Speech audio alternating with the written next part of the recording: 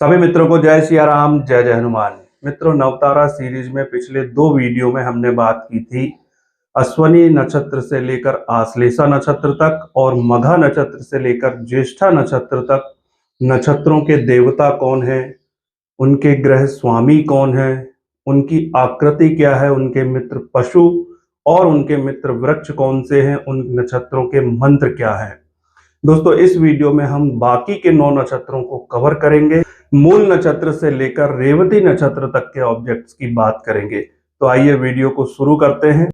तो दोस्तों, सबसे पहले बात करते हैं 19वें नक्षत्र की, जो है मूल नक्षत्र। मूल नक्षत्र की जो देवता हैं वो है नैऋति या निऋति।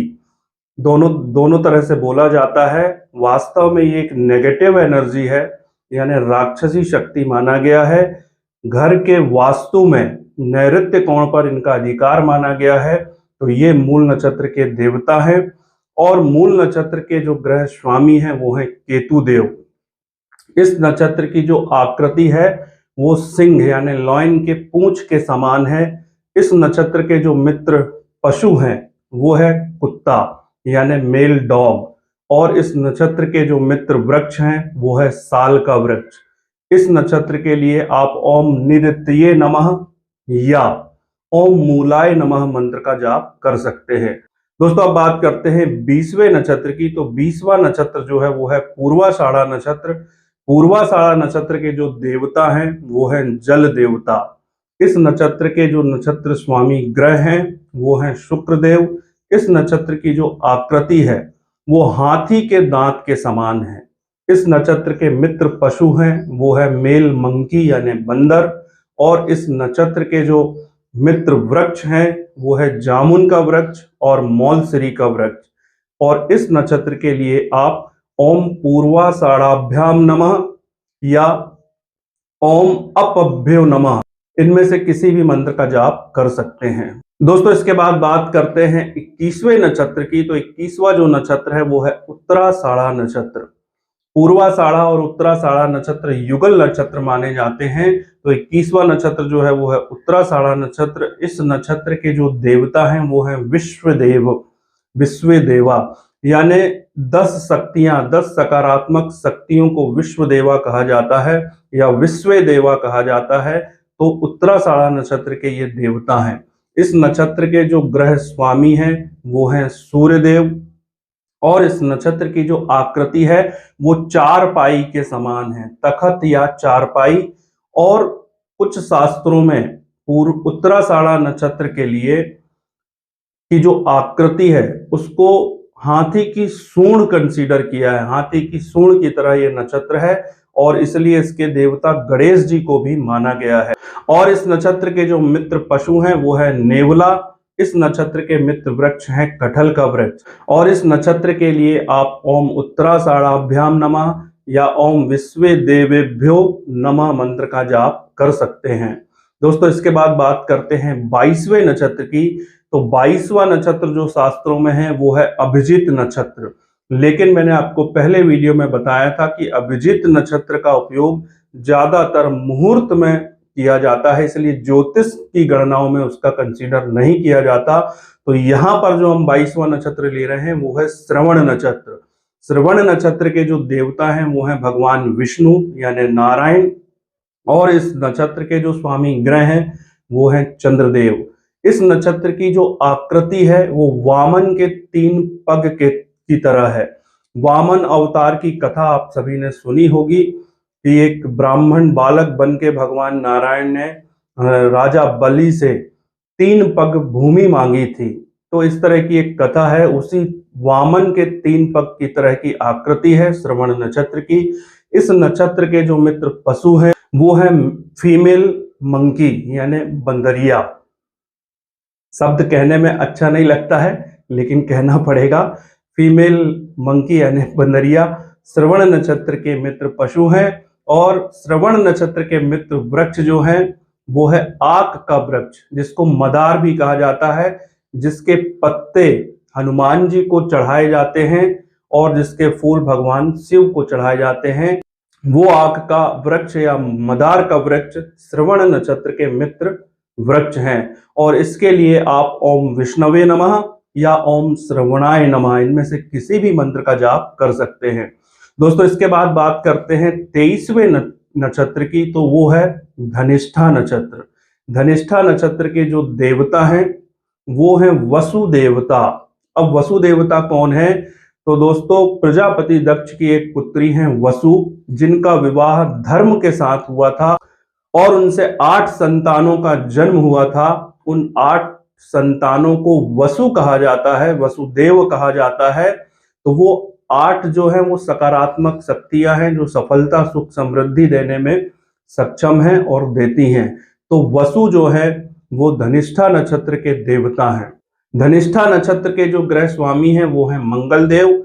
इस नक्षत्र की जो आकृति है वो मृदंगाकार है, लेकिन ऐसा मृदंग जो चौकोर है, आप इसको ड्रम पैड कंसीडर कर सकते हैं, बैंड कंसीडर कर सकते हैं या ढपली कंसीडर कर सकते हैं। किसी भी तरह का वाद्य यंत्र जिसको पीट कर बजाया जाता है वो धनिष्ठा नक्षत्र की आकृति मान सकते हैं। दोस्तों धनिष्ठा नक्षत्र के जो मित्र पशु हैं वो है फीमेल लॉयन यानी सिंघनी, और इस नक्षत्र के जो मित्र वृक्ष हैं वो है सैमर का वृक्ष और शमी का वृक्ष। ये धनिष्ठा नक्षत्र के मित्र वृक्ष हैं। इसके लिए आप ओम धनिष्ठाय नमः या ओम वसुवे नमः, इनमें से किसी भी मंत्र का जाप कर सकते हैं। दोस्तों इसके बाद बात करते हैं 24वें नक्षत्र की। 24वां नक्षत्र है शतभिषा नक्षत्र। शतभिषा नक्षत्र के जो देवता हैं वो हैं वरुण देव, और इस नक्षत्र के जो ग्रह स्वामी हैं वो हैं राहु देव। इस नक्षत्र की जो आकृति है वो 100 तारों का समूह है जो गोलाकार है, झुंडाकार है। इस नक्षत्र के जो मित्र पशु हैं वो है घोड़ा, और इस नक्षत्र के जो मित्र वृक्ष हैं वो है कदम का वृक्ष। और इस नक्षत्र के लिए आप ओम शतभिषाय नमः या ओम वरुणाय नमः मंत्र का जाप कर सकते हैं। दोस्तों अब बात करते हैं 25वें नक्षत्र की। तो 25वां जो नक्षत्र है वो है पूर्वा भाद्रपद नक्षत्र। पूर्वा भाद्रपद नक्षत्र के जो देवता हैं वो है अजैकपाद। शास्त्रों में अजैकपाद देवता का जो स्वरूप बताया गया है वो सिर बकरे का है और एक पैर है वो भी हाथी की तरह है। इस तरह का स्वरूप अजैकपाद देवता का बताया गया है। शास्त्रों में भगवान शिव के रुद्र स्वरूपों में से एक अजैकपाद को माना गया है। तो अजैकपाद जो देवता हैं वो पूर्वा भाद्रपद नक्षत्र के देवता हैं। इस नक्षत्र के जो ग्रह स्वामी हैं वो है देवगुरु बृहस्पति यानी जुपिटर, और इस नक्षत्र की जो आकृति है वो यमलाकार है यानी 2 जुड़वा बच्चों की तरह आकृति है। और इस नक्षत्र के जो मित्र पशु हैं वो है सिंह यानी लॉयन, और इस नक्षत्र के जो मित्र वृक्ष हैं वो है आम का वृक्ष। पूर्वा भाद्रपद नक्षत्र के लिए आप ओम अजैक पादेभ्यो नमः या ओम पूर्वा प्रोष्ठ पादेभ्यो नमः इनमें से किसी भी मंत्र का जाप कर सकते हैं। दोस्तों इसके बाद बात करते हैं 26वें नक्षत्र की। तो 26वां जो नक्षत्र है वो है उत्तरा भाद्रपद नक्षत्र। दोस्तों पूर्वाषाढ़ा और उत्तराषाढ़ा युगल नक्षत्र हैं। इसी तरह से पूर्वा भाद्रपद और उत्तरा भाद्रपद भी युगल नक्षत्र हैं। दोनों के एट्रीब्यूट्स बिल्कुल विपरीत हैं, लेकिन यहाँ पर हम बात कर रहे हैं ऑब्जेक्ट्स की। तो उत्तरा भाद्रपद के जो देवता हैं वो है अहिर भूर्धन्य देवता। शास्त्रों में अहिर भूर्धन्य देवता के लिए 2 तरह की बातें बताई गई हैं। भगवान श्री नारायण को ही अहिर भूर्धन्य कहा जाता है। दूसरे शास्त्रों में, कुछ शास्त्रों में जो दूसरी तरह की बात बताई गई है उसमें जो विवेचना की गई है, जो व्याख्या की गई है वो इस तरह से है। अहि का अर्थ होता है सर्प या नाग, और बुधन्या का मतलब होता है धारण करने वाला। तो श्री शेष नाग ने पृथ्वी को अपने हजारों फनों पर धारण किया हुआ है। तो उत्तरा भाद्रपद नक्षत्र के देवता में शेष नाग को भी लिया जाता है। उत्तरा भाद्रपद नक्षत्र की जो स्वामी ग्रह हैं वो हैं शनिदेव, और उत्तरा भाद्रपद नक्षत्र की जो आकृति है वो चौकी की तरह है, मंचाकार, एक छोटा मंच जिसमें बैठ के पूजा पाठ कथा वगैरह की जाती है। तो वो चौकी जो है वो उत्तरा भाद्रपद नक्षत्र की आकृति है। इस नक्षत्र के जो मित्र पशु हैं वो है गौ माता यानी गाय, और इस नक्षत्र के जो मित्र वृक्ष हैं वो है पीपल का वृक्ष। और इसके लिए आप ओम शेष नागाय नमः या ओम विष्णवे नमः, ओम नमो नारायणाभ्याम नमः, ओम नमो नारायणाय नमः, इनमें से किसी भी मंत्र का जाप कर सकते हैं। यदि आपको नक्षत्र के नाम का मंत्र जाप करना है तो इस नक्षत्र का नाम मंत्र है ओम उत्तरोप्रोष्ठ पादेभ्यो नमः। इनमें से आप किसी भी मंत्र का जाप कर सकते हैं। दोस्तों इसके बाद बात करते हैं 27वें नक्षत्र की। तो 27वां जो नक्षत्र है वो है रेवती नक्षत्र। रेवती नक्षत्र के जो देवता हैं वो है पूषा देवता। मैंने आपको पिछले वीडियोस में बताया है कि माँ आदिति की 12 संतानें मानी गई हैं, जिन्हें 12 आदित्य कहा जाता है। उन्हीं 12 आदित्यों में से एक है पूषा देवता, जिनका संबंध सूर्य से है। तो रेवती नक्षत्र के देवता पूषा देवता हैं। इस नक्षत्र के जो स्वामी ग्रह हैं वो हैं बुध देवता। इस नक्षत्र की जो आकृति है वो मृदंग के समान है। ढोलक जो आपने देखी होगी, बजाने वाली जो ढोलक होती है उससे ही बड़ा होता है मृदंग, लेकिन दोनों के साउंड में बहुत अंतर होता है। तो मृदंग है, ढोलक है, इनमें से किसी भी चीज को रेवती नक्षत्र की आकृति आप ले सकते हैं।